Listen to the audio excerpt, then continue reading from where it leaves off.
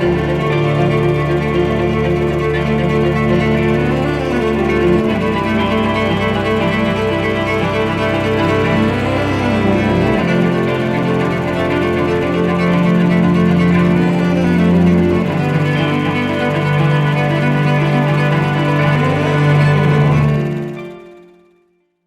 hello, we're in the fourth episode of the Angage podcast, and the previous three episodes were philosophy, but my goal from the beginning was actually to have a mix between philosophy and psychology, but that turned out to be a bit more difficult because psychologists seem to be harder to get a hold of. Maybe they're busier. But so we finally have a very good guest to have the first non-philosophical podcast, and I'm very excited. So for those that are not familiar, so my guest is Stephen Sloman, and he has a Ph.D. in psychology from Stanford, and then he did his postdoc in Michigan, and he's a cognitive science, so he studies how people think, how thinking works, and also he is particularly interested in how thinking isn't just in your head, and it's distributed across the social sphere and the community. And he has authored a very good book, The Knowledge Illusion, and we'll talk a bit about that as well. So I'll start the podcast actually not with your book, although we'll for sure get there, because I do like cognitive science quite a bit, although I'm not super familiar with it. And I have a few questions about the field in general that maybe you could answer, and then we go a bit more specific into your work. So what I would like to start is I've seen you define yourself as a computational cognitive science. And from my understanding, that was kind of like the standard view when in the cognitive revolution of the 50s after behaviorism, which was kind of like inspired by Turing and Fodor and stuff like that, of like the symbol hypothesis. But then as the fields progressed and closer to 80s and 90s, cognitive science, from my understanding, started to pay more attention to dynamical systems. And also it started to become more worried about embodied cognition inspired by the phenomenologists. And so the kind of like the view of cognition as a simple computer seemed to kind of, it's still very useful. And for sure, cognition works that way in some degree, but it seemed short-sighted, maybe I would say. So I'd like to see you explain a bit on, first of all, how does cognitive science stand as a field now in terms of computational models versus non-computational models? And how do you personally view other approaches that are not computational? Sure. Well, let me just first thank you for having me, Tiago. It's a pleasure to be here. And even though we're not talking about the book, first thing I do want to point out that it was co-authored with Phil Fernbach. I apologize. So there are two of us. Yeah, you're asking an interesting and complex question that requires, some detail about the history of cognitive science. So when I use the word, I guess you got that description, computational cognitive scientist, from my web page or some biography I have somewhere. And I do call myself that way. Many of my colleagues would laugh because I'm much less computational than a lot of cognitive scientists are, and I've sort of become less and less computational over time. But what I'm using the word computational in a way that I think is faithful to cognitive science, but in a much more general way than you seem to be implying, right? So I don't mean simply like a computer or simply like a traditional von Neumann architecture computer, with a register and some random access memory that gets fed into, read and written by the central processor. I'm using the term computational to kind of mean any sort of formal mathematical or computer science, computer language sort of model of how the mind works. So on one hand, you're absolutely right that very few cognitive scientists take the old traditional metaphor of the computer as a serious model of mind. But you got to remember that not only have our models of mind changed, but computers have also changed. And computers these days often have many processors. There are some which have billions of processors, each of which is not terribly sophisticated, and all of them are interconnected. And that kind of computer may not be a terrible model of mind, right? Certainly might not be a terrible model of the brain if you think that, brains consist of billions of relatively stupid processors, namely neurons, that are interconnected in such a way that sophisticated processing is an emergent property from their interconnections. Although some people actually think neurons themselves are pretty smart. But the point is that there are a variety of models of computation, and there are a variety of models in cognitive science. The old standard view of, a central processor surrounded by little memory devices actually still exists in a sense. And it even exists in the popular imagination. People often think about working memory and the stores that working memory interacts with in order to get stuff done, in order to maintain information in the short term, in order to process things in the short term.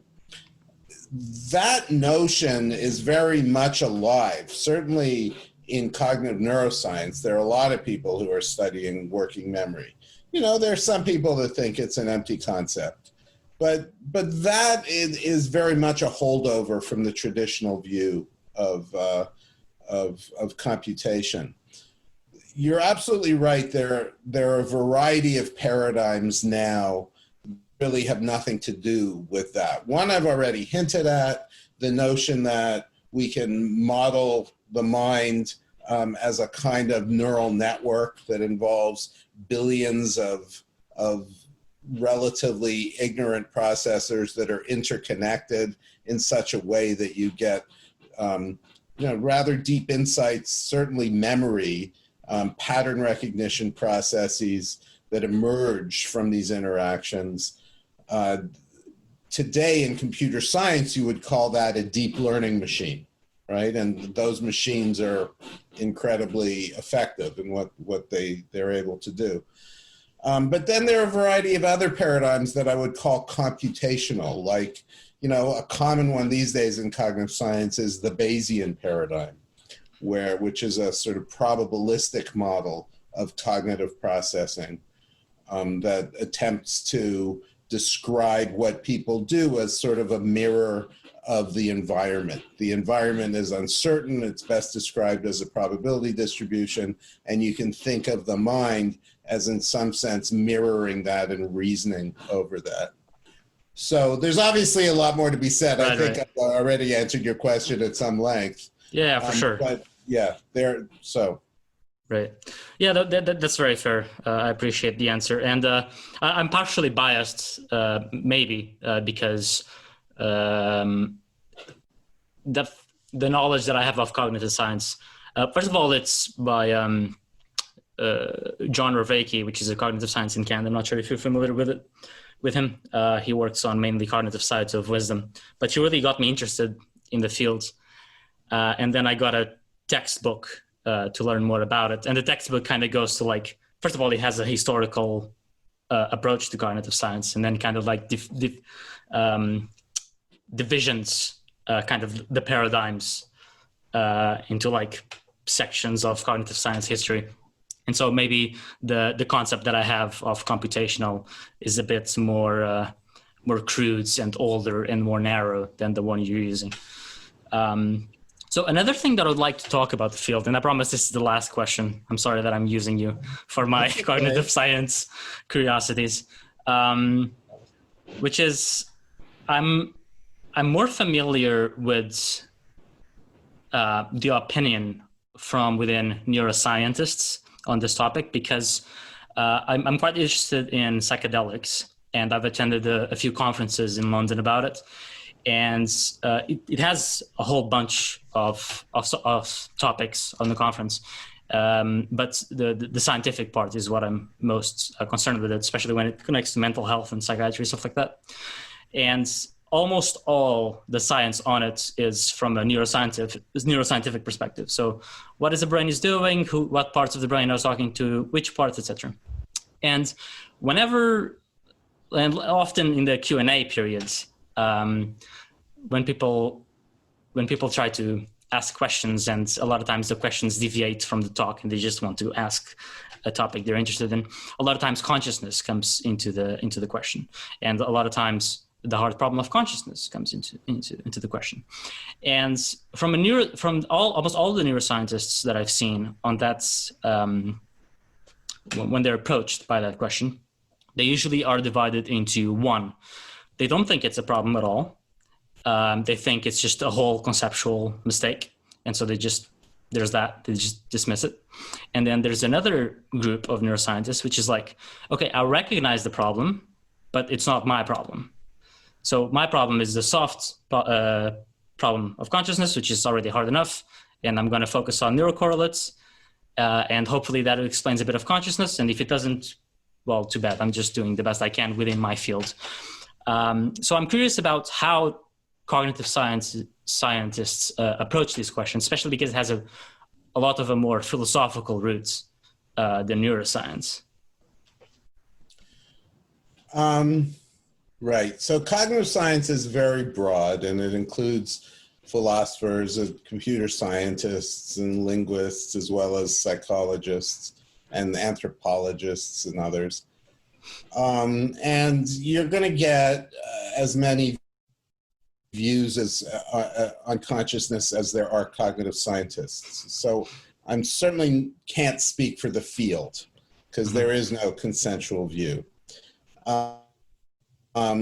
There is a small number of people who study it and think cognitive science has something to say, and they'll say things like, the function of consciousness is to bind the features that we perceive into coherent wholes so that we have a kind of coherent perception of the world. That's one kind of theory of consciousness that you might find, right? There are other theories that have to do with the role of consciousness in inhibiting those things that aren't relevant for our present purposes. So there are people who try to come up with kind of functional descriptions of the role of consciousness. I think I probably represent the majority of cognitive scientists in my attitude, which is something you actually stated. Cognitive science, no science is really in a position to say anything of any value about consciousness.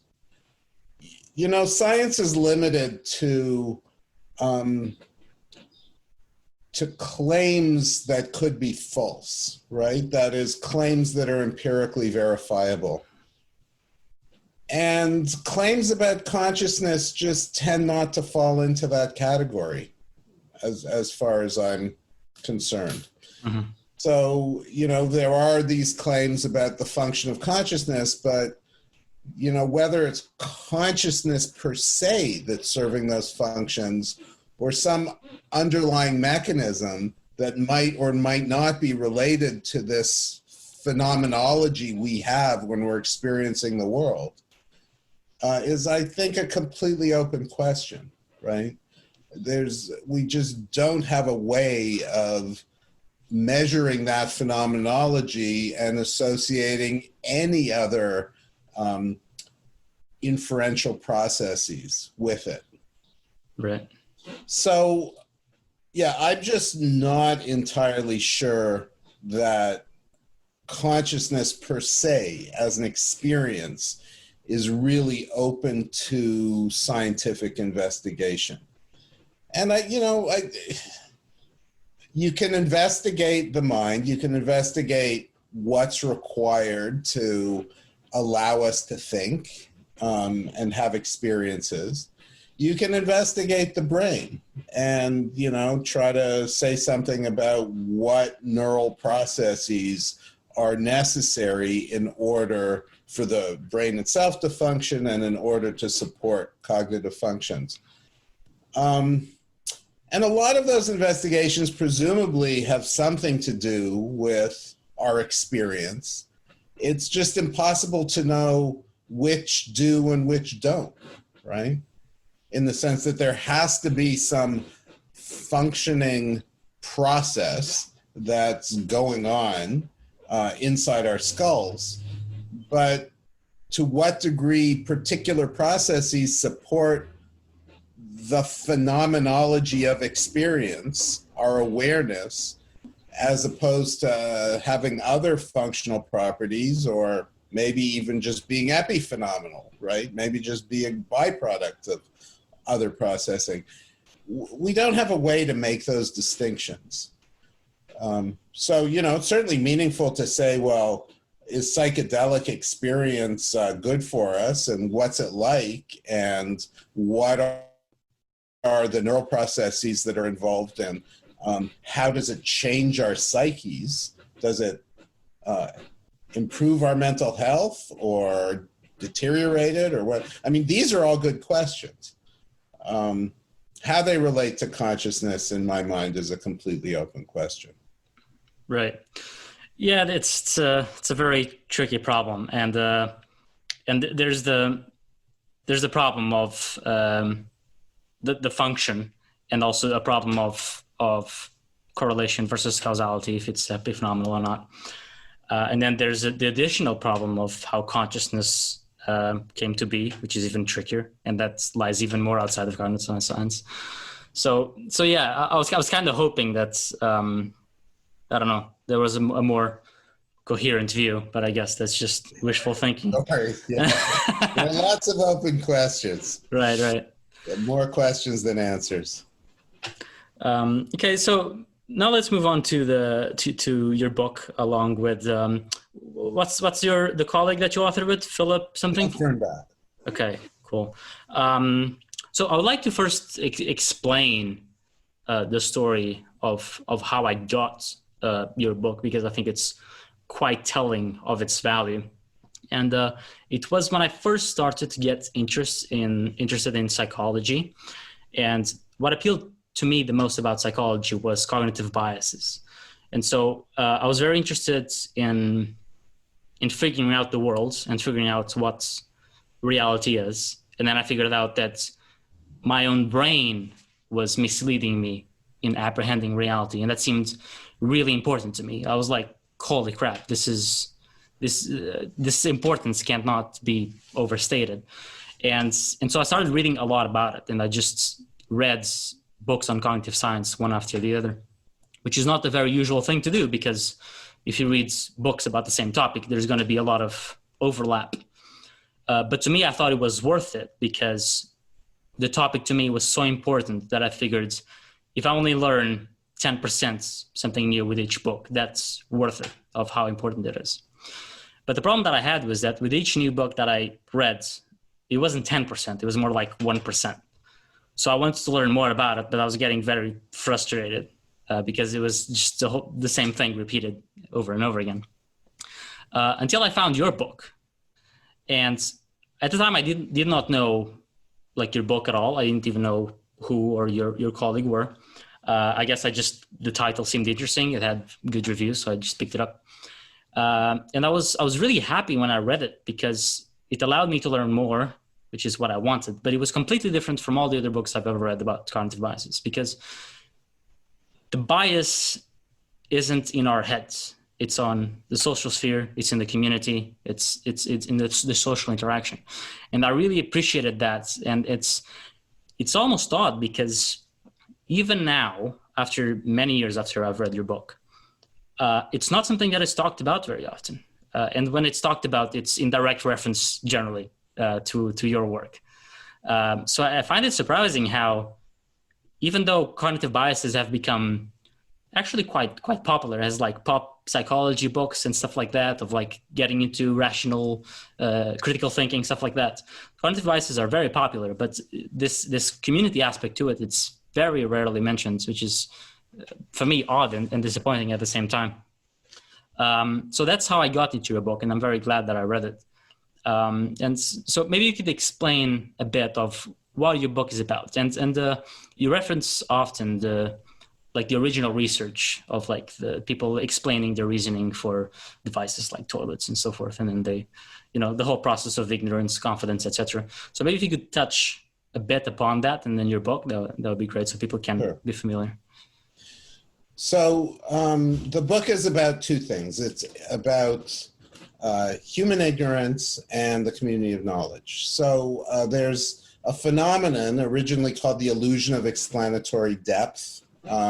We refer to it as the illusion of understanding, or by the book's title, the knowledge illusion, which is the fact that people tend to overestimate how well they understand things, right? So fundamental phenomenon, you ask people how well they understand, say, how well a ballpoint pen works. And people think they understand. So on a 1 to 7 scale, they'll say, well, I understand, 4, 5, 6. They're relatively simple things. I use them all the time. And then we say, okay, explain in as much detail as you can how it works. And what people find is that they can't even begin the explanation. They just have very little to say. So then we again say, well, how well do you understand how a ballpoint pen works? And their rating is now lower. In other words, the attempt to explain punctures this illusion they had that they understood things. And that turns out to be true for almost everything, right? Look, we all have our own areas of expertise. And, I have friends who make ballpoint pens, and those friends actually do understand how ballpoint pens work, right? And there are certain things that each of us understands really well. But it's a very small set relative to the number of things there are out there. My colleagues and I did this work with political policies, right? We said, take a policy, take like Obamacare in the US. How well do you think you understand how Obamacare works? And people have this sense that they understand it, right? In fact, they even have slogans that they associate with it. And then we say, okay, explain it in as much detail as you can. And it's just shocking how little people have to say. They just don't know. They know almost nothing except the slogans. And so when you then again say, so how well do you understand how it works? Their ratings are lower. So people themselves admit that they were living in this illusion of understanding. Okay, so the general idea is that we don't understand the world as well as we think we do. And this is sort of a general observation about cognition, right? That is, if you close your eyes now and try to think of what the color of your underwear are, or what type of light is hanging in the ceiling above your head. A lot of people who are listening to this podcast are just not going to be able to answer that question. They just don't know, because so much of the information around us isn't carried in our heads, but is carried by the world, right? So, how do I know what kind of light is hanging in my room? Well, I can look up and I can see it, and there it is. And now I have the answer. Or, I can look under my pants and see what color my underwear are, right? So the information is available, and it's usually just as good that it's available in the world as in my head, because I can access it, right? So the idea that Phil and I are promoting, and to be honest, we're heavily influenced by Frank Kyle, who's a great psychologist at Yale and was the first person to demonstrate the illusion of explanatory depth with his student, Leon Rosenblatt. The idea is that the reason we think we understand things so much better than we do is because we confuse what others know with what we know. So we fail to distinguish the knowledge that's in our heads from the knowledge that's all around us, from the knowledge in particular that's in other people's heads. So, you know, there are people who understand ballpoint pens, and as a result, we have ballpoint pens and they work. And if ours break, we can fix them or buy a new one, because there are people who specialize in this. And there's not all that much value in distinguishing the knowledge that's in their head from the knowledge that's in our head, as long as we can access that knowledge, right? So as long as we can buy ballpoint pens or bring it to someone to get fixed, then everything's kosher. And right, there's just no great advantage to being able to do it ourselves, to having the knowledge in our own heads. So the way to think about knowledge is as a community, right? We live in communities, and the knowledge we use on a daily basis exists in that community. Now, look, I appreciate you attributing the ideas to us. And I often don't feel like people are reading or paying enough attention to the ideas either. But the fact of the matter is, these ideas have been around a long time, right? I mean, you can see them in books, you know, written in the 20s by Walter Lippmann, for instance, or even before. And in fact, there's a whole field in philosophy of social epistemology that has analyzed at least some of these ideas in quite some detail, right? So in that field is interested in the fact that most of what we know by virtue of others' testimony, right? So like, I know about Slovenia merely because you tell me that it exists, and it looks to me like, you know, it's a place with couches and plants and curtains. And I know that basically through testimony, because I have no direct knowledge that you're actually in Slovenia, right? I have to rely on you for that information.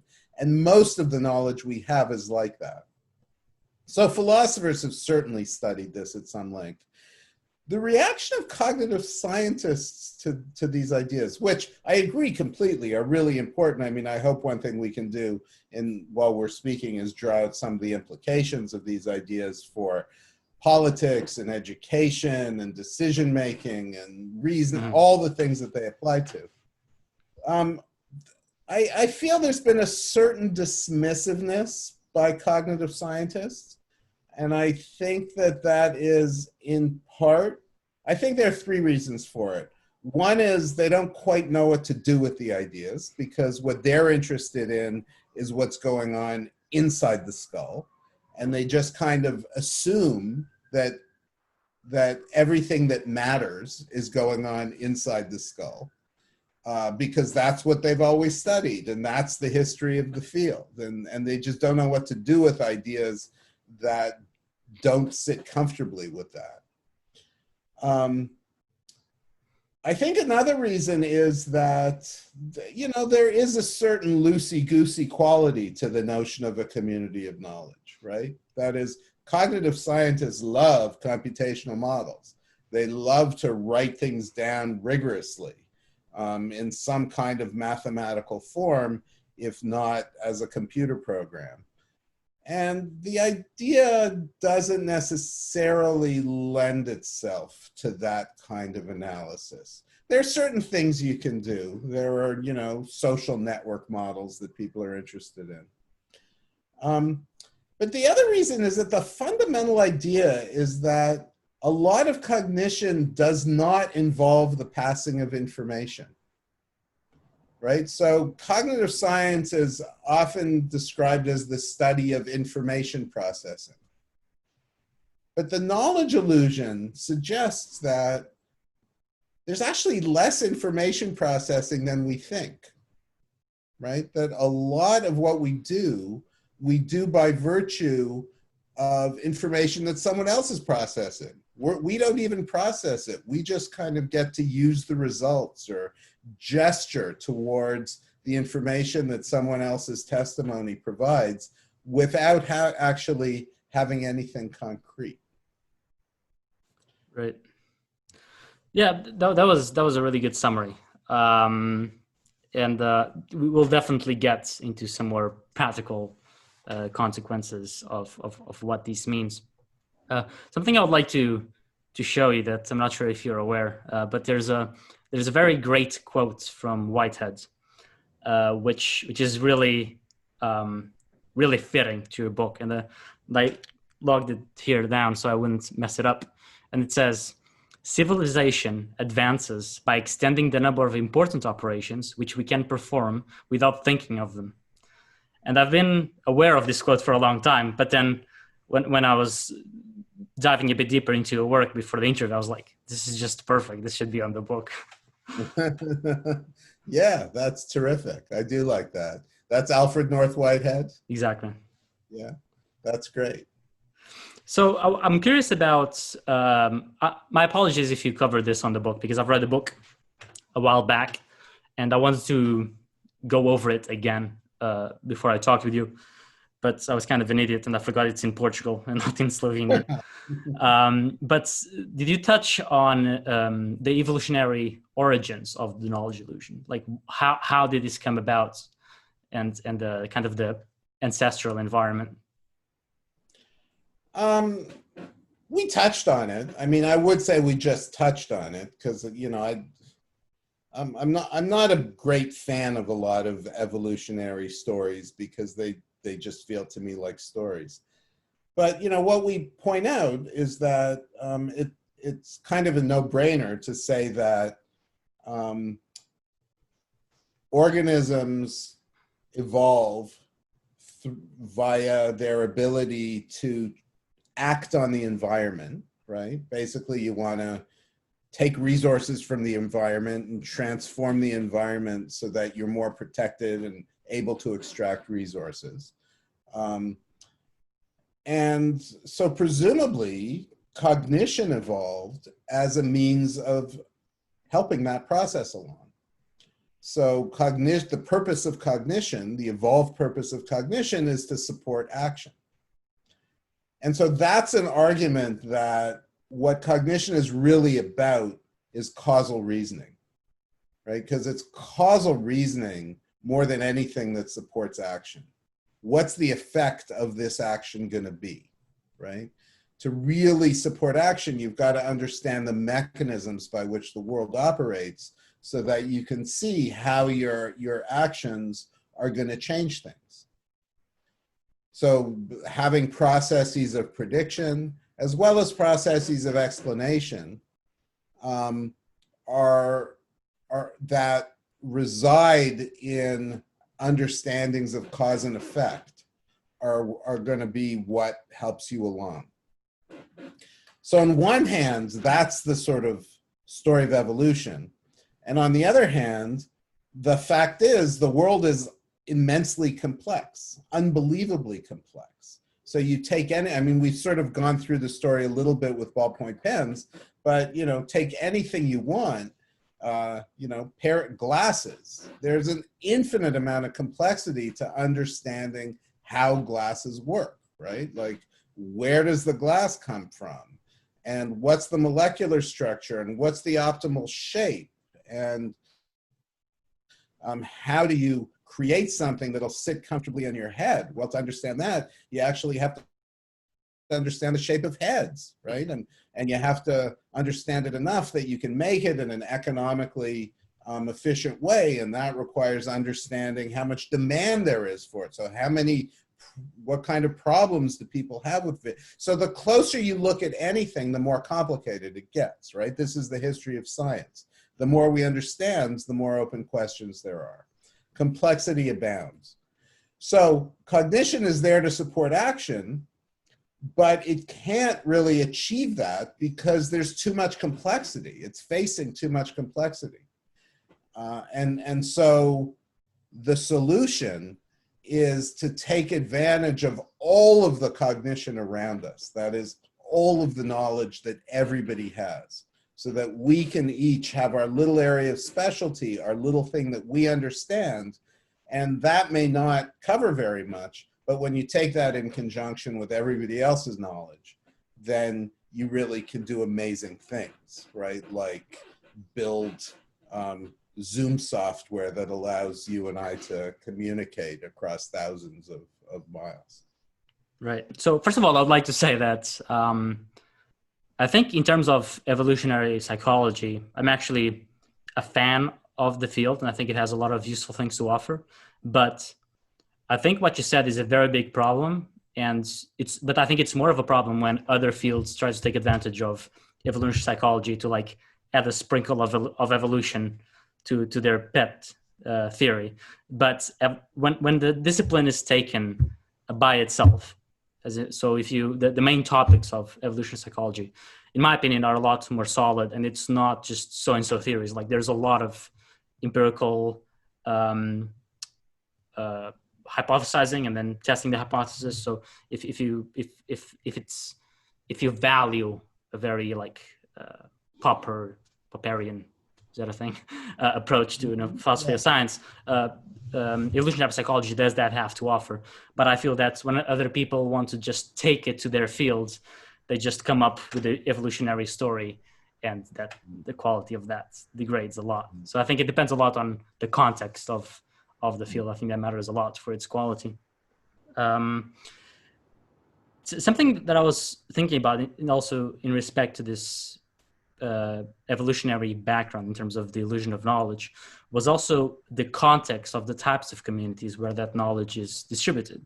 So when we were hunter-gatherers, our communities were a lot smaller, so like between 100 to 100 individuals. And after agriculture, and even more after the Industrial Revolution, that's completely changed. So in a more ancestral environment, the knowledge is distributed, but also your ability to access that knowledge is very easy, immediate, personal. But whenever we step out of a hunter-gatherer society, that doesn't happen anymore. And I wonder if that contributes to the degrading of that knowledge and also our confidence in that knowledge, because in both cases it's out there, but in one of them it's a lot more real and accessible. But once strangers are introduced into our social lives and experts are introduced to our social lives, sure, you can learn how a toilet works, but you can't just ask your buddy. Like you have to go to an expert on toilets, and like not only is it harder, it's also not something that people do. Like regular people are not talking about experts, I'm guessing. Like at least maybe more like how do I say it? More intellectual people, I guess, or something like that. I don't know the word, but like regular people, I don't think they talk about experts about the very specific mechanisms of a toilet, for example. Yeah. So in the end, I think you're right that there's less certainty now than presumably there was when we were hunter-gatherers. But that's actually a discovery, right? It didn't have to be that way. So first of all, it's not clear how much access we had to knowledge when we were hunter-gatherers, right? Because there's a lot of competition between people, and people like to deceive one another sometimes.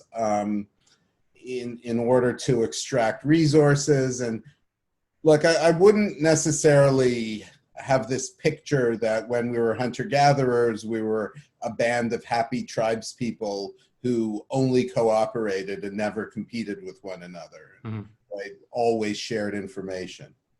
Sometimes we did, sometimes we didn't. And yes, there was a certain immediacy of access, but life is complicated.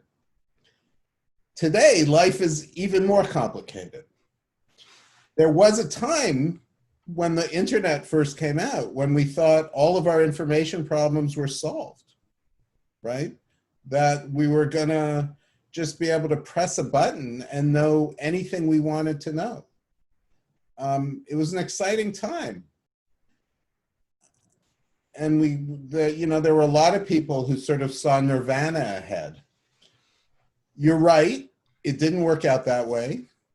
And it's actually very, very sad, I think, the way it's worked out. Although there are incredible resources available to us now that nobody has had, right? So you're right that hunter-gatherers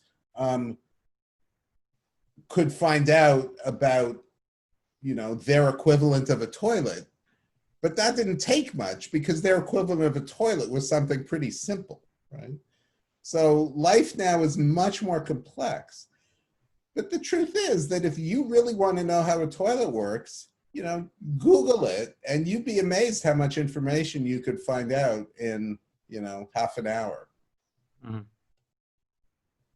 And on a subject like that, it's probably going to be accurate information too. There are enough cues to know if somebody's just trying to pull your leg, or there's not that much motivation for people to lie to you about how toilets work. So in many domains, we actually do live in an incredibly information-rich environment. I mean, I use Wikipedia constantly, and everyone I know uses Google constantly. And sometimes you wish they would stop, right? Just let's live with a bit of uncertainty. So there's a lot of information there that we can access incredibly easily. There is this other side to it, which is on certain subjects, it's just impossible to know what's true and what's not, right? Sometimes because it's hard, like how many new coronavirus cases were there today? Well, that issue is kind of fraught, right? Like I get numbers from the news, I get numbers from my local website, and I sort of generally believe them, but I understand that there's all kinds of, noise associated with those numbers. And, recently when I heard that there was an executive order from the White House to force hospitals not to report their numbers of hospitalizations to the CDC, but instead to report them directly to the White House, I realized, oh God, well now we can't believe any number ever about hospitalizations. So, politics clearly enters the picture constantly. And you see that with fake news and, the deep fakes that are starting to be created using deep neural networks. And, there's just all sorts of falsity, all sorts of conspiracy theories that also get perpetuated by virtue of this new technology we have. So it's a complicated story. I don't think it's as simple as it's harder to get information today. It's actually much easier to get information today. It is, in certain cases, harder to discriminate truth from fiction. That's true in some domains.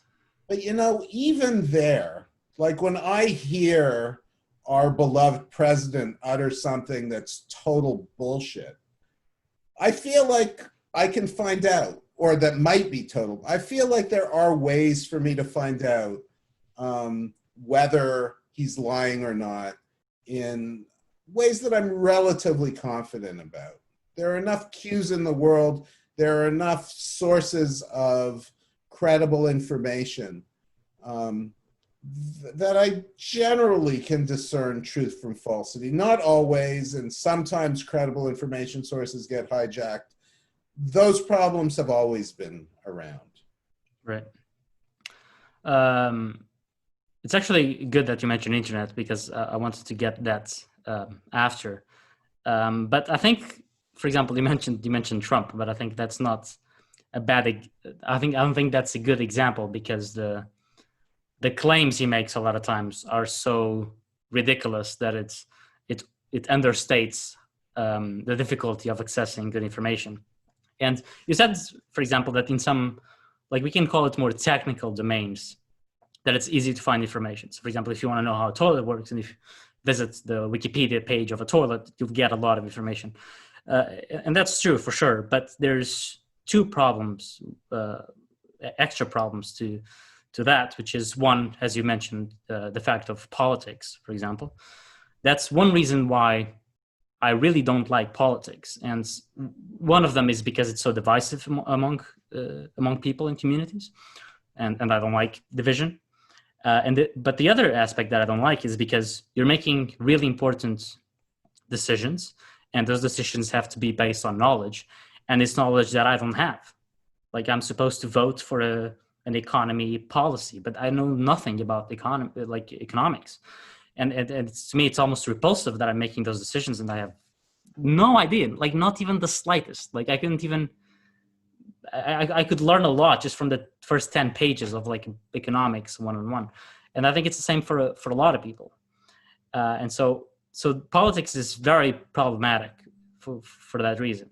And then there's another reason that even outside of politics, I think, like just like you, I was very optimistic about the internet, even though I kind of like I'm a lot younger, so I was kind of born into the era where like internet wasn't mainstream, but also had existed for a good while. Um, but I was really optimistic. It's like, holy crap! Like everyone will have access to infinite knowledge. Like this, it's like the typical argument that you get into friends of like you argue A and you argue B. It's like, oh, now you can just find out in the moment. Like there's no more uncertainty. But sometimes it's the case, but sometimes it isn't. And part of what humbled me the most was me trying to find out if things were true or not, even when they're not political. So, for example, a lot of times, if I see something, for example, about economics, like I just said, or anthropology, for example, they're not topics that I'm familiar with. And sure, I have Google and I can search for them, but it's really hard to know what is true and what is accurate. And I'm not even talking about fake news. I mean, I can even talk about legitimate competing hypotheses. Like I just don't have the knowledge to know which one is legit or not. And a lot of times, even when I can, like you mentioned cues, which I think is a really good way of kind of grappling with this intermediary mode of like, you don't know enough, but like, you know, some, and you have cues that kind of help you guide the truth or not. So even when I have cues, I found that a lot of times they're wrong because like I see certain arguments and then something rings in my head. Oh, I've read something about this, and this has explanation A of why this makes correct. But the problem is there's a lot of counter arguments to the argument A. I just don't know about them. And there's evidence against it. I just don't know about it. And I talked about this on a Facebook post that I made. And I think this is such a huge thing about, funny enough, about the illusion of knowledge that people have, which is when you're talking about the subject, and you know a counter argument or an evidence for your case, it's your confidence on it, it's incredibly exponential. Like you get so confident because you can actually give a reason. So for example, you can't describe how a toilet works, for example. But if you're trying to explain why a free market is good, for example, and you know some reasons for it, like the basic reasons that you'd find out in the first 10 seconds of Googling, that gives you a lot of confidence. The problem is there's probably 10 really good arguments why that's an oversimplistic statements, but you don't know about them. But that doesn't matter because you'll never get to the counter arguments. You're already confident that you're right because you have one argument. And this whole thing with the internet is why I'm very pessimistic about our ability to sort out true knowledge or not. And that it's kind of what I was trying to get at from the evolutionary roots, because it's like we have the hunter-gatherer societies, which you're right, it wasn't always cooperative, even though there were lots more egalitarian. There's still some competition for sure. But then once we go back to, or rather, when we advance to agricultural societies, the world gets complex, it gets more complex, and the experts, the ones that do have the knowledge, keep getting further and further away. But then when you jump from agriculture/industrial society to modern internet society, that's even further. Like they're even further away. There is even more options of each topic that you have to sort through.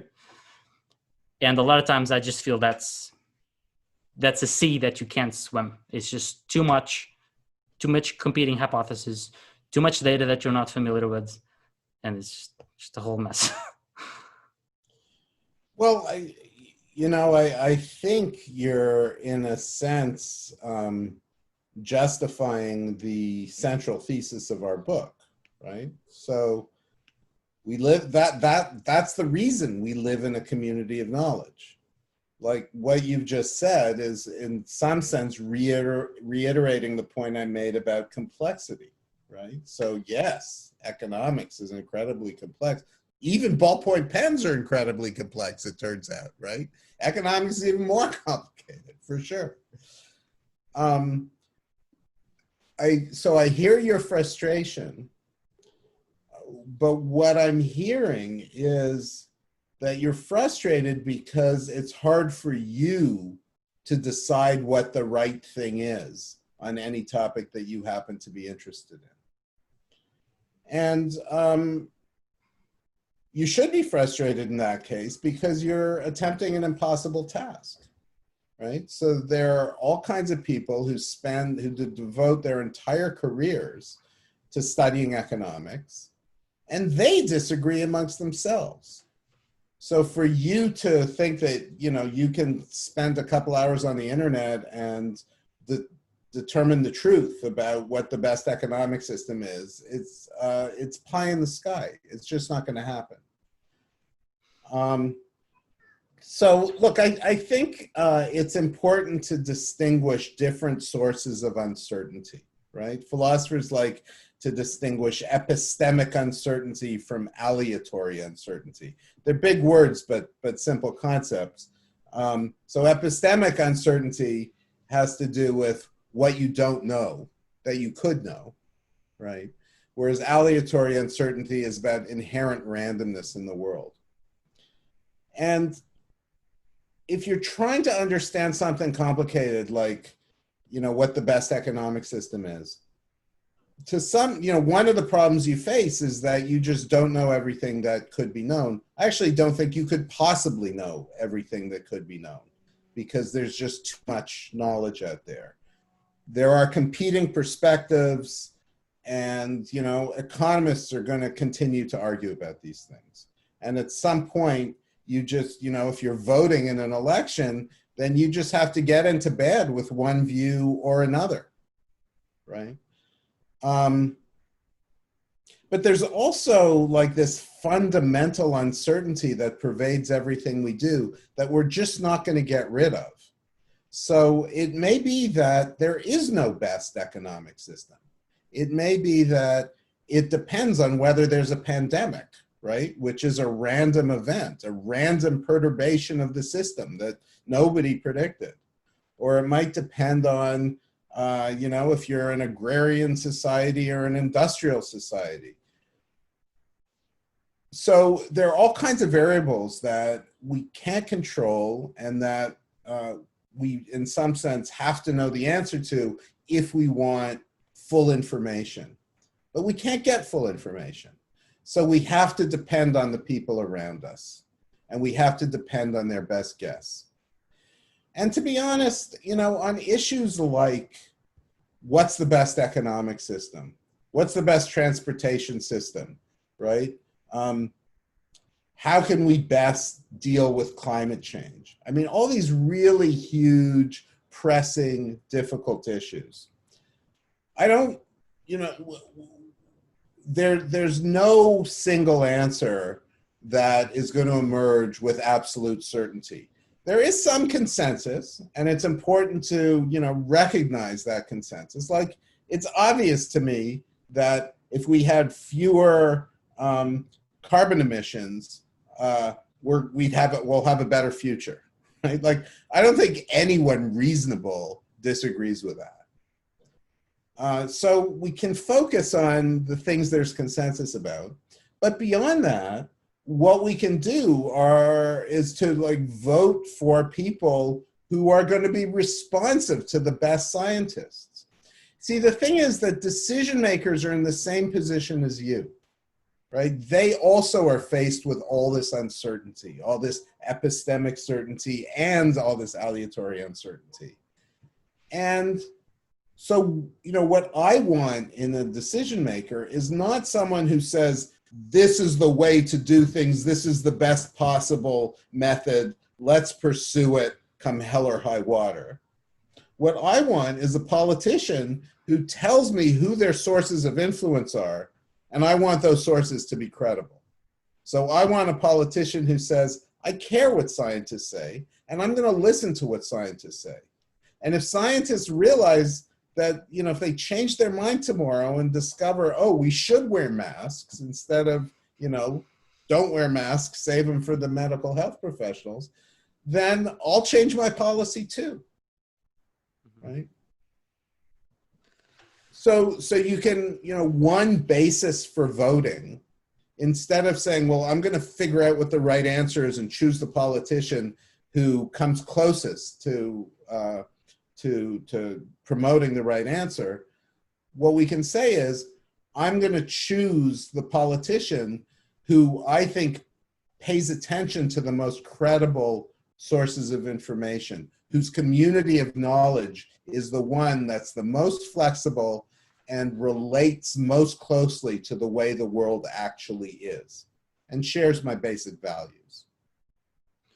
Right, that's a really good point. And part of your answer to the knowledge illusion, in the sense of its negative consequences, is its reliance on expertise. And I would like to say something about that, which has some problems, some of them which you have already mentioned. And not in the sense that it invalidates your thesis, but I would just like your thoughts about it, which is, it's very easy to say to listen to the experts. First of all, that has a problem, which is it's increasingly difficult to know who the experts are and what's an actual legitimate authority in any given field. It's still possible, but I have the feeling that it's getting increasingly hard. And with this virus, I've had that intuition grow even more. But outside of the legitimacy of expertise, there's also the problem that experts are very often wrong. And I don't mean that, and like I get the argument that it's like, from a pragmatic point of view, you have to get your knowledge from somewhere, and the experts are very likely the ones that have the best knowledge of whatever topic you want to find out the truth about. But for example, I've been listening now to an audiobook about the history of psychiatry, and it's not a new field to me. I've learned about it in the past, but even rehearing some of the problems that psychiatry has faced, it's very disturbing and sad. And the problem is those decisions and those recommendations were made by scientists. They were made by the experts, and they were wrong. They were dangerously wrong. And that's not just with psychiatry. Like the history of science is complete with these things. And I don't mean just with like a scientific revolution Kuhnian sense. Like, I mean in more practical terms of daily living. And for example, I think how we should approach parenting, for example, I think it's a good example, because it's something very practical, something that has existed forever by definition. And it's something that it seems reasonable that science can tell us something about. But for a long time, science and the authority and the experts have given us guidance to parenting that later turned out to be completely nonsense. And so there's a really good argument that you should listen to experts, even turning aside the problem of you need to figure out who a reliable expert is and the consensus, which is not always easy, but let's say it is, there's an interesting problem is that there's a good chance that that expert is wrong, like especially with subjects like, for example, economics, politics. Like there has been countless studies that a lot of times when you look long term enough, like their future guesses are almost chance, like they're almost non-existent.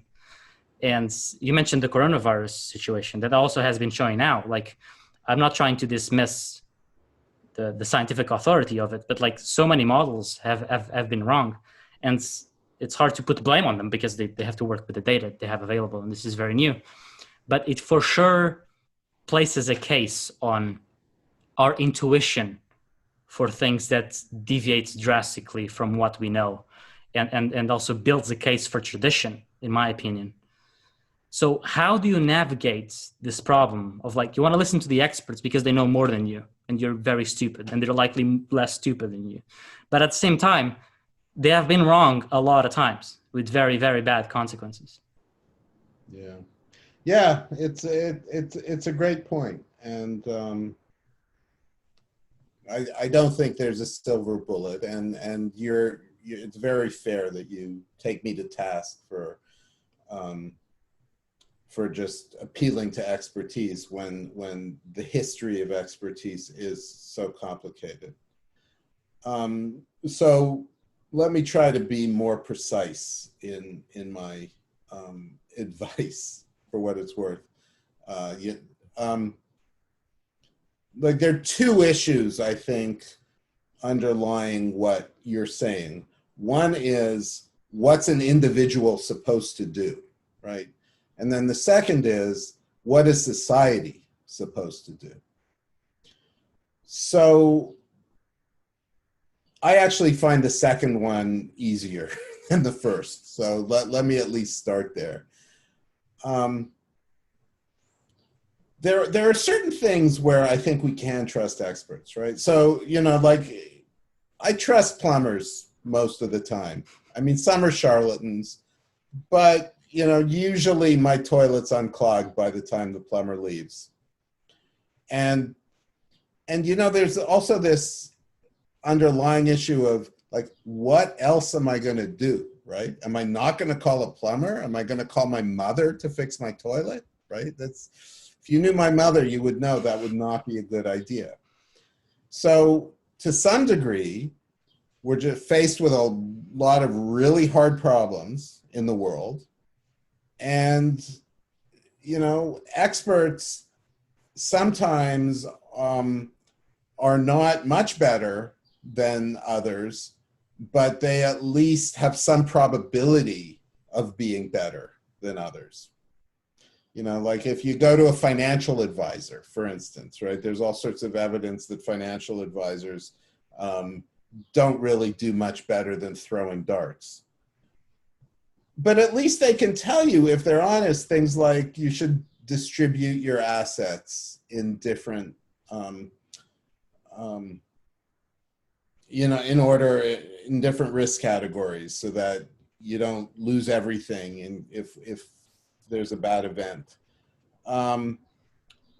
So often, if they're honest and intelligent, they at least can give you some hints about things you should do. I actually disagree with you about the pandemic. Yes, the models were not perfectly accurate in telling us, exactly how the virus was going to spread and how many deaths there were going to be, etc. But, I actually think in the end, the epidemiological advice was pretty good.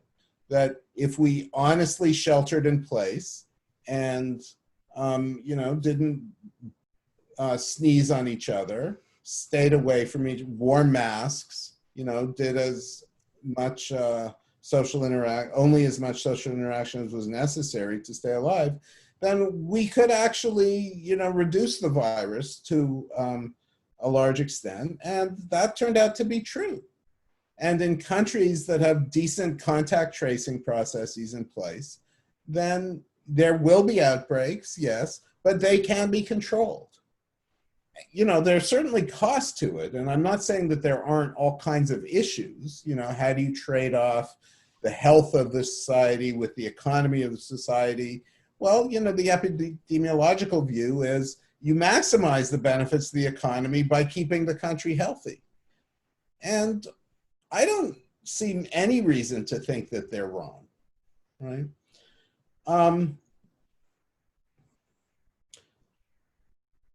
So psychiatry has a horrible history.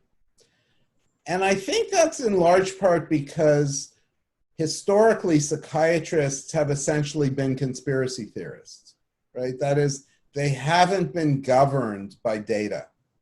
So maybe instead of promoting an appeal to expertise, what we should be promoting is an appeal to science, where science means constantly evaluating whether what you're saying is right or wrong, and limiting your statements to things that could be wrong, right?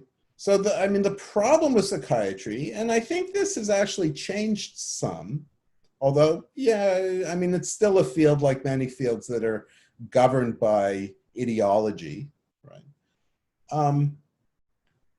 But when psychiatry started really seriously paying attention to data, to the effectiveness of treatments, to whether what it was saying was true or false, then it started, articulating less crap, and it started doing less damage to the world. So ideology is a problem.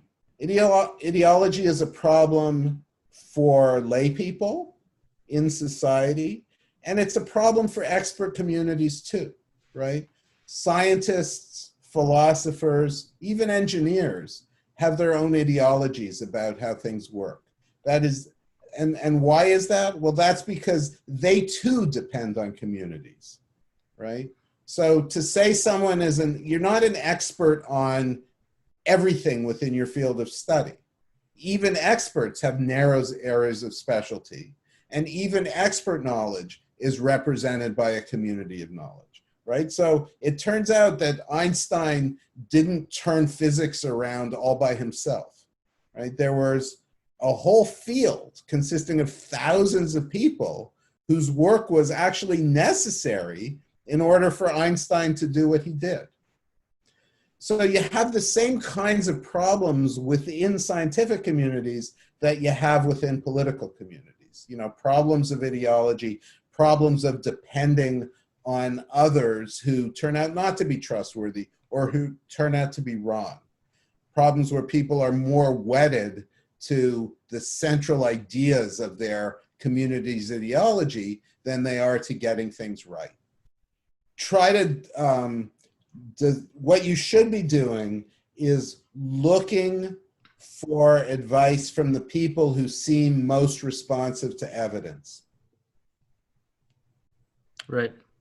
Yeah, that's very fair. I'm certainly aware of the problem of these two extremes and how to navigate it, and also the value of taking a pragmatic approach. This is something I really dislike about, even though I kind of argued their position a little bit, something I really dislike about conservatives is experts have been wrong in the past. It's so that we should be skeptical of them, and they have a point, but a lot of times it's not a very well made point. And so you have to be pragmatic to some degree, and you have to, and I think, even though it's kind of obvious, I think what you articulated of maybe instead of not only valuing expertise and that's it, but also what is that expertise based on? Is it data driven and stuff like that, which has its own problems because data isn't just a brute fact that this has no interpretation, but it's a guideline. It helps to whatever degree. So that was quite good and helpful. And so I don't want to take too much of your time, and I had some other stuff to get into, but I know you wanted to get into more pragmatic solutions to this illusion of knowledge. Well, you can talk about whatever you want to talk about. No, but I wanted to talk about that as well. So it's not like I'm not just doing you a favor. It's actually something I wanted to cover as well. Um, so so let's start with education itself. So school, both like for children and also higher education, like college. So first of all, maybe it's a good place to start on what does the illusion of knowledge tell us about how education is currently done now? So I think the implication of our ideas for education is that we should think about educating communities as much as educating individuals, right? So instead of thinking about the 3 R's, reading, writing, and arithmetic, we also have to think about the fact that students are social beings and they have to learn not only how to perform tasks themselves, but how to interact with others, how to respect the knowledge that others have, and how to understand that they're limited beings. So there's actually, this is not a great insight for a lot of educational researchers, right? There have been several who have appreciated this from long ago, including some of, the famous, like John Dewey, famous education philosopher. There's been some great work. I love the work of Anne Brown, who was a education researcher, did a lot of work in the 80s, 90s. And she showed, for instance, that if you get kids to learn in groups where each one has an area of expertise and is sort of the local source of expertise within the group, that the groups not only produce better projects, but each kid actually learns more about everything that they're studying and not just their area of expertise. So she had some pretty solid data showing that group learning is more effective than individual learning. And also something that I think is quite relevant. For example, you mentioned the example of Einstein, for example, that a lot of times in our, this is kind of like a product of modernism and individualistic culture, that we kind of think of Einstein as like this really isolated individual that kind of make a breakthrough out of his sheer genius. And that happens to some degree. But like, for example, Newton was quite isolated, even though he still communicated with some other colleagues.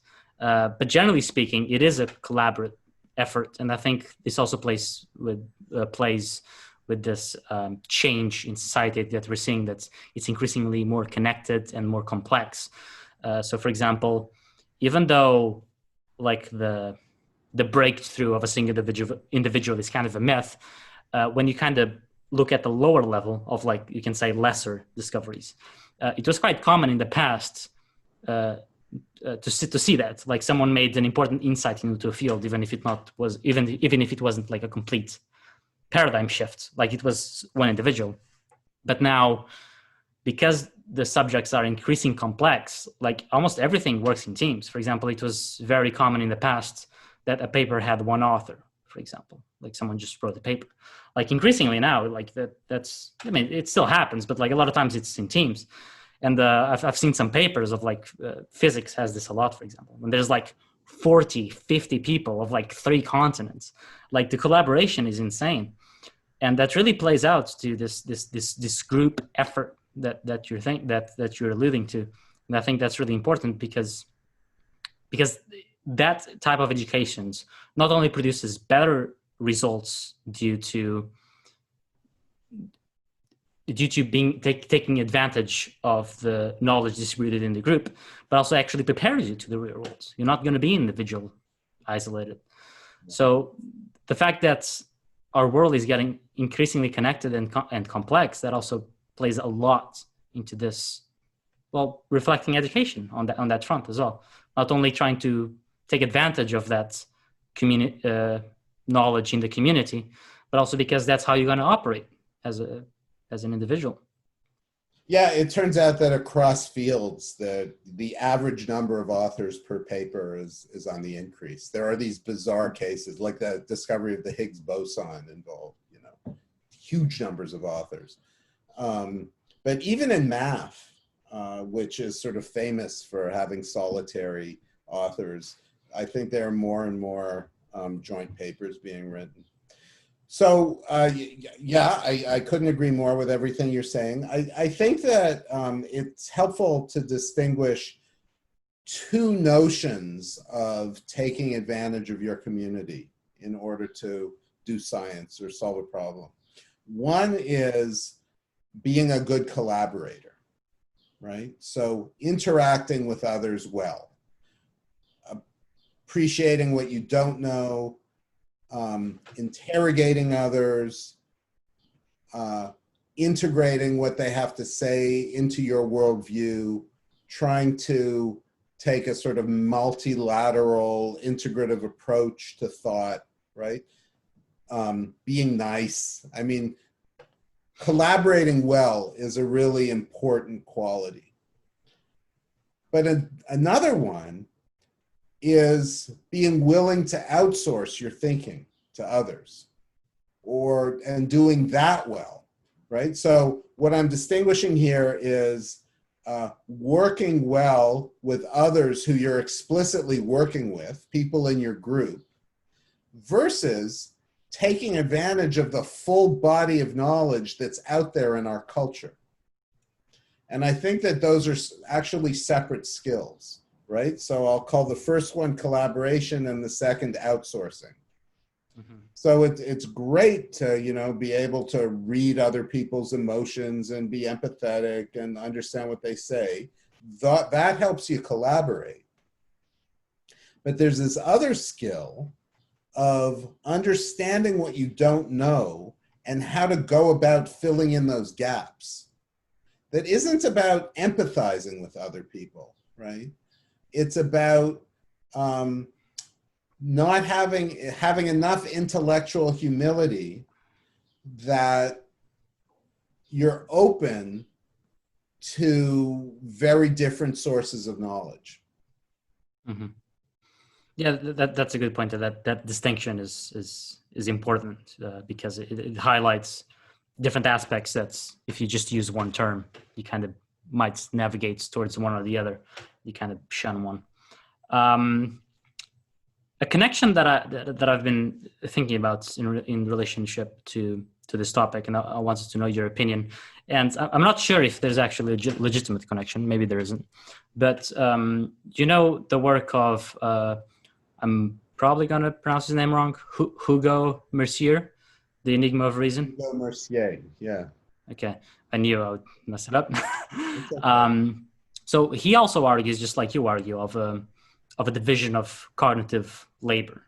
But it seems that the purpose is quite different, because in yours, it's more of a sense that the knowledge is outsourced, but you're not trying to, how do I say it? It still has like a concern with truth. Like it's just that the truth is distributed across the community. Like it doesn't matter if it's in my brain or my cousin's brain, for example. Right. But he argues for a division of cognitive labor that is quite different, because it's more like, and the knowledge is also distributed, but it's more like I'm arguing just to convince my particular case. And I wonder, he calls it the my side bias, which I think is quite fitting. And I was wondering if there's a connection on that division of labor, and also I'm not sure if it's his hypothesis, but the hypothesis he argues for of like a very argumentative nature to reasoning. How does that play with the knowledge illusion? Because in like your book, the knowledge illusion is like something you take advantage of, but in his point of view, it's like it's actually good that that someone might not have the knowledge that you have, And then when you argue for your sides, they actually, well, you can convince them a lot easier. And so it's kind of an exploitation of the fact that the knowledge is distributed. Yeah. Is that far-fetched, or do you think there's a connection? Yeah, no. So I think what so a lot of these ideas, Hugo published in this book he wrote with Dan Sperber a couple of years, about the same time actually our book came out, and we wrote joint reviews of each other's books. So Mercier and Sperber wrote a review of our book, and it was published alongside a review that Phil and I wrote of their book. I think this, the American Journal of Psychology, maybe? Ooh, I might have that wrong, but I think that's where those reviews appeared. So yeah, there's certainly some deep commonality to the idea. I think we both books represent the notion that thinking is a social process, and they both kind of talk in different ways about a community of knowledge. So they have that in common. What they wrote about, their major criticism of our book was that we assumed that people are more cooperative than Mercier and Sperber think people actually are, right? So they take a kind of more competitive view of human nature. And the form of distributed cognition that they argue for is one where people take different perspectives and argue out those perspectives, the assumption being that, the one that's the most forceful, the most compelling, consistent with the most evidence will win. So there's sort of an evolution of ideas that occurs through this competitive process. And, that sounds perfectly reasonable to me. I think that that's one of the dynamics that occurs within a community of knowledge. But I think that they are underestimating the degree to which people do collaborate. That is, you and I right now are trusting each other. Like, I guess I should be worrying that you're going to edit everything I say and, take out all of my negations and all of my qualifications, and you're in a position to make me look like a total jerk, right? And put something online that makes me look like an absolute idiot. But I'm assuming you won't do that. And most of my interactions are like that. I assume that, people want to help me, want to achieve what I want to achieve, whether it's crossing the road or selling me groceries or figuring out who to vote for or, what the secret of life is. Or, when the plumber comes over, there's I don't see a competition between us. I see a trade, right? I'm going to give the plumber money and the plumber's going to give me knowledge and skills.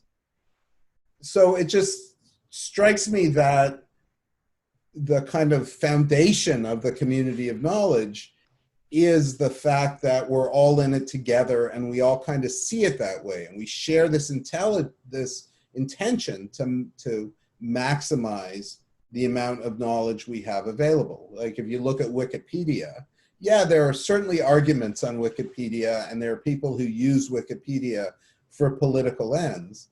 But for the most part, what you find are people who have information and want to share it, Mm-hmm. And so it feels to me that that's the firmament, that's the foundation upon which our knowledge is built. And yes, we do have to worry about competitive little battles we get into. And moreover, I'm certainly willing to accept Hugo Mercier's claim that some of those battles have this very useful effect of letting, where the winner is the last one standing. Mm-hmm. Is that always true? Well, obviously not. I mean, there are all kinds of ideological battles within society that don't seem to get resolved. Mm-hmm. So anyway, I think there are different perspectives on a Right. similar thing, which is how knowledge is distributed. Hmm. This doesn't invalidate your points, but I think part of the problem of this, like, this kind of comes down to a more, how do I say it? Like, how do you how do you tend to view human nature in a more positive or negative light? But one of the problems about when talking about human nature, and this goes back to evolutionary psychology, is that there's a difference between, you know, what they call the proximate causes versus ultimate causes. So for there to be competition, it doesn't have to be experienced as competition. And so, for example, something that I really liked about their book is that they make this argument that when you arguing for your case, you make like the case that you think will convince other people, regardless of if it's actually true or not. Like, you're just trying to get the bare minimum. And you know, you can say that, well, that's a pretty shitty thing to do, you know. Like, you should care about the truth. You shouldn't just try to convince people. But something that I noticed is that I started to pay really close attention to the types of arguments that I was making. And like, if my girlfriend asked me something, for example, and I would give a reason, I would say, is that really the reason though? And like, so an exercise that I used to do when I was reading the book and shortly after is, okay, so if that reason didn't exist, would you still have that opinion, or would you still give the same answer? And a lot of times I found out that that reason was partially valid, but it's like, it's not central at all. It's not foundational. Like, if it wasn't that reason, I would give another reason. And so I experienced like the that's what they argue about, uh, argument over truth, let's say, was certainly valid from my experience. But I wasn't trying to cheat my girlfriend. Like, it wasn't a competition in the sense that you're describing. So there's that additional problem, which is some of these things go kind of in the background. It doesn't have to be a direct competition between individuals. It's just psychological processes that have evolved over time. Yeah. So what their book does do that very well. Absolutely. What it sounds to me like you're describing is motivated reasoning, right? Mm-hmm. So one reason that so the fundamental claim of motivated reasoning is that the conclusion comes before the argument.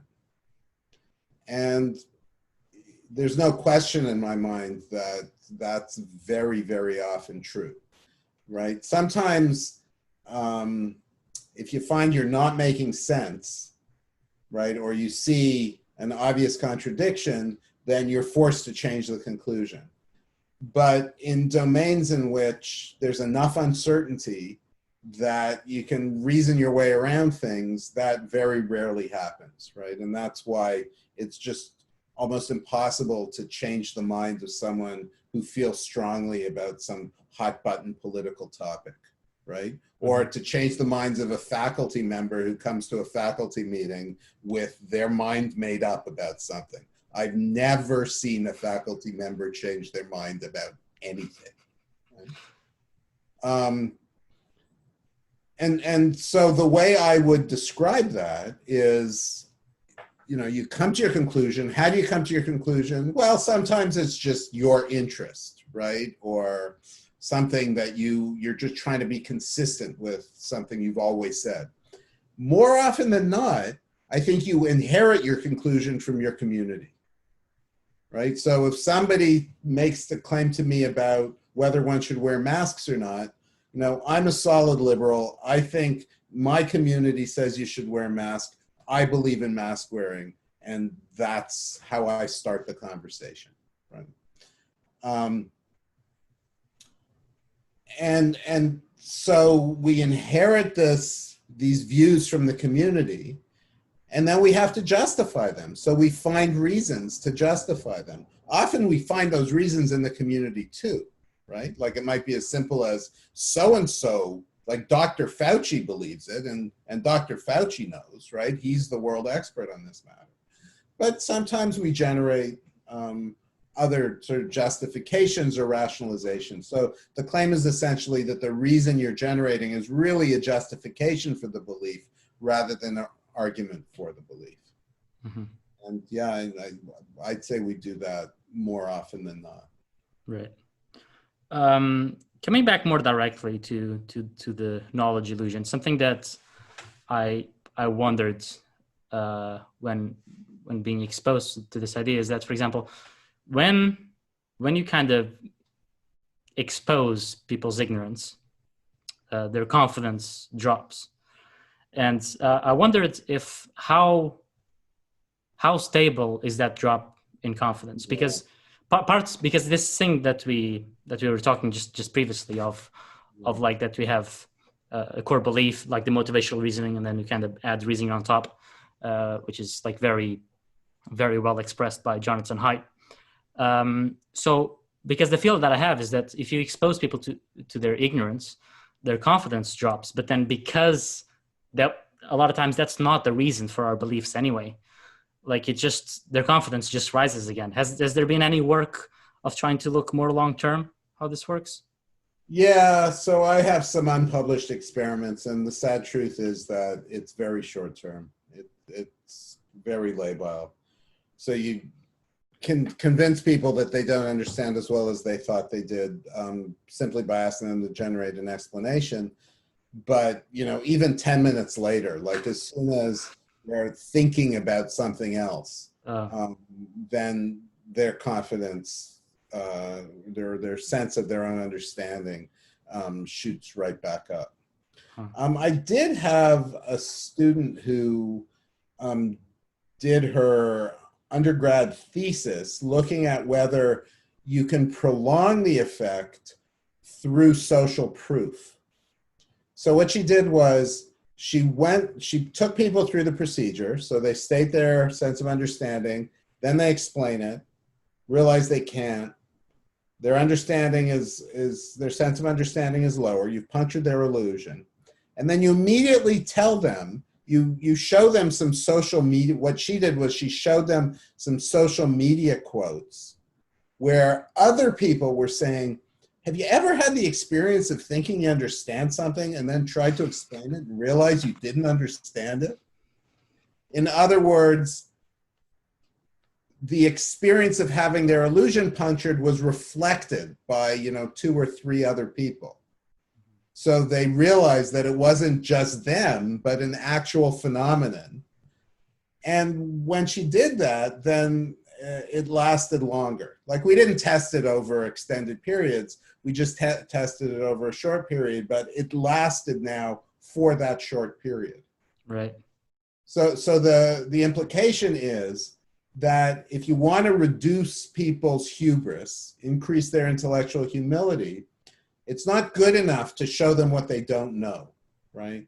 You have to show what they don't know and then make them feel like this is a common sense, that often people feel this way, that we all together live in this illusion. Mm-hmm. And so the relevant experiments haven't been run, but those are the experiments I think we need to try to get some lasting influence on people's willingness to admit what they don't know. That's very interesting. Although what you said about the confidence dropping effect disappearing is very disappointing, because when I asked that question in my mind, I had like a week or something. So you're saying 10 minutes, I'm like, oh, it's a lot worse than I thought. Sorry, the truth is hard often, Yeah. There's another place. Something else that I wondered is that I know that this knowledge illusion is not specific to a certain demographic population. So it's not like a political thing, it's not a nationality thing. But because this is so entrenched in the sense of community, I wondered if there has been any work that has looked about, not in the sense if the knowledge illusion exists or not, but in the sense if there's variation of it between, for example, individualistic cultures versus collectivist cultures. Yeah. I just, next week, a student of mine is reporting a study we did in China. It wasn't on the illusion of understanding per se. It was on a different but related phenomenon. So I've been studying this phenomenon that I call contagious understanding, where you ask people, you tell people that scientists have discovered something and they fully understand how it works. How well do you understand it? Versus another group, you say, scientists have discovered this thing and they have no idea how it works. How well do you understand it? Right? So you're asking people for their personal understanding, and what you're varying is whether other experts understand it or not. And what we find very reliably is that people say that they themselves understand things better when the scientists understand than when the scientists don't, which, you know, could be interpreted as sort of direct evidence for this community of knowledge that, you know, we don't even distinguish the scientists' understanding from our own. If they understand, then in a sense, I do understand it because they understand it, right? So what we did was look for this effect in China. And we found just as big an effect in China as we get in the States. Interesting. Would you have hypothesized before that they would have a greater trust? You know, I really didn't know. I thought it could go both ways. This was, you know, true exploratory experimentation. You know, you could make the argument that if it's a collectivist society, people are already aware of the fact that their knowledge depends on other people, and therefore they correct for it, and so wouldn't find this effect.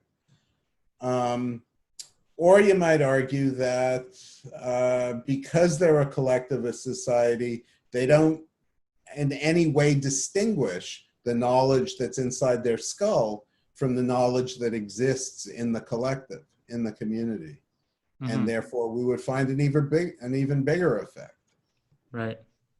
That's very interesting. I didn't think about it. And now I'm wondering that maybe instead of not having a difference, and there's this two competing drives that might drive it towards a higher or lower illusion of knowledge. I wonder if there's actually both actually canceling each other out. That would be quite interesting.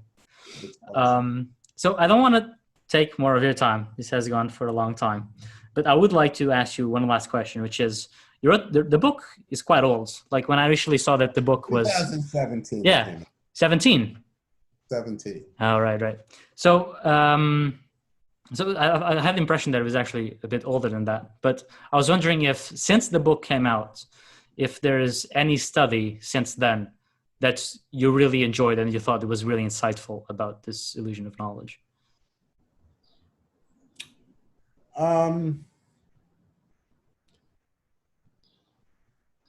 Well, there have been, there are a variety of studies that are kind of tangential. So some of the work I've continued to do with Phil is on what drives people's attitudes. And some of the stuff that I have found most interesting is a hint of evidence that one reason people suffer from the illusion is because we tend to think about things in terms of our fundamental protected values. And what the illusion of explanatory depth does is that it forces people to think in terms of consequences, right? So if you take any political issue or moral issue, you can either frame it in deontologically or in terms of protected values or sacred values, right? Like think about a religious, like, you know, if you think a particular shrine is sacred, then that's a kind of fundamental value about that shrine that isn't based on an analysis of consequences. It isn't based on, is this thing going to work or not? It's just right versus wrong. So Americans have this habit of moralizing, right? You take any issue like gun control, and Americans have this habit of making the judgment based on sacred values. Individuals have a right to liberty and, you know, protection of their family, or, we live in a society where people are getting killed. And so if we want to limit the consequences of this, of guns, then we have to control them. So on one side, you have people with these basic fundamental values. And on the other side, you have people who are engaged in a consequentialist analysis, right? Or what you might call a utilitarian analysis of what outcomes are going to arise and whether those outcomes are good or bad. So one way to think about the illusion of explanatory depth is that we're getting people to think in consequentialist terms rather than in terms of sacred values. And that has the benefit of making people appreciate how much they don't know. Mm-hmm. Right? So the little bit of data we have shows that when you frame an issue in terms of sacred values, people think it's less tractable. There's less likelihood of compromise. They think the issue is simpler. Whereas when you frame the same issue in terms of, in consequentialist terms, then they think there is more room for compromise. They appreciate the complexities of it, and they think they don't understand it quite as well. Right. When you mentioned like the Americans having this like very sacred value based political opinions, for example, what are you comparing it to? So who are the population that doesn't have this core? Well, I grew up values? In Canada, huh? And I don't find Canadians moralize things quite as much as Americans. Mm-hmm. Right? So I think it's more natural to have a debate about guns that's about, the effectiveness of policy and, will more people or less people die? Mm-hmm. Whereas in America, the debate takes on this sort of moralistic turn much more quickly. Mm-hmm. Right? That's quite interesting because when I think about like the sacred values type discussion versus consequence, I actually think a lot about, for example, Jonathan Haidt's work, that Americans are actually less traditional in the sense of holding values sacred and are more open to discussion. But when you compare it to actually like India or China or something like that, the Americans actually seem very permissible. Like they're one of the most stable societies in the world. So it's actually funny. I understand where you come from, but to me, it's funny that you hold America as this like sacred value community where you can actually argue the opposite. I was comparing it to Canada and to Europe. I wasn't comparing it to China and India. But I don't know enough about China and India to say. I mean, there are clearly some very prominent sacred values in both those places, especially India, that come to mind. On a sort of day-to-day basis, when it comes to issues like gun control, I wonder whether there are, it's not obvious to me what type of reasoning one would expect in those places compared to the States. I don't know, maybe you have some data on that I haven't seen. No idea, I was just speculating. So that's a good place to end. I'm sorry that took so much of your time already. Well, pleasure speaking to you. Thank you very much for inviting me. My pleasure. Also, I'm sorry that I think I talked a bit too much. I usually try the guests to speak more, but I really like these topics, and it's not the type of conversation that I can usually have because they're technical to some degree. So it's a rare opportunity to engage in these types of discussions. So I get a bit passionate about it. But it was really fun. I learned a lot, and I think your work is fantastic. And for those that haven't read the book, I highly recommend getting it.